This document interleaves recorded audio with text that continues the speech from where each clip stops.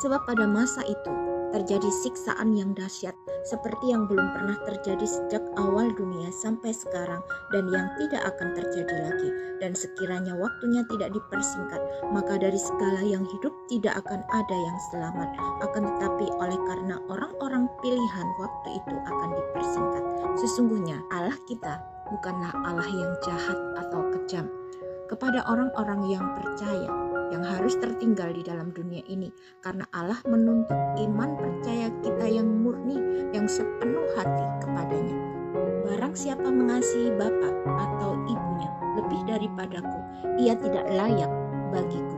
Dan barang siapa mengasihi anaknya laki-laki atau perempuan lebih daripadaku, ia tidak layak bagiku. Barang siapa tidak memikul salibnya dan mengikut aku, ia tidak layak bagiku.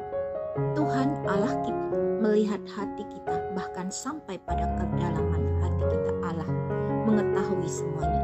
Ketika Abraham mempersembahkan Ishak anaknya, apakah Abraham tidak mengasihi Ishak? Pastinya Abraham sangat menyayangi dan mengasihi anak yang adalah anak perjanjian Allah.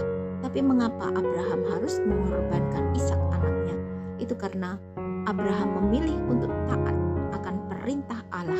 Abraham beriman bahwa Allah sanggup untuk membangkitkan anaknya yang telah mati. Tuhan Allah yang telah melihat kesungguhan hati Abraham, kerelaan dan ketaatannya untuk memberikan anaknya Ishak sebagai korban persembahan kepada Allah, maka Allah telah memberikan korban pengganti, yaitu anak domba.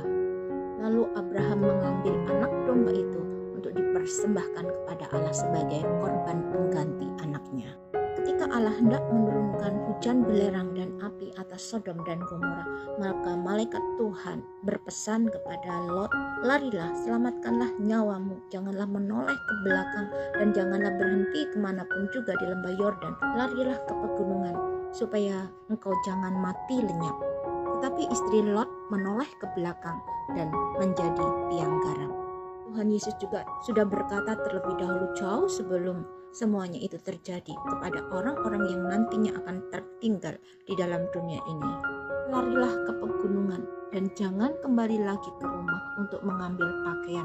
Zaman kita sekarang ini adalah HP.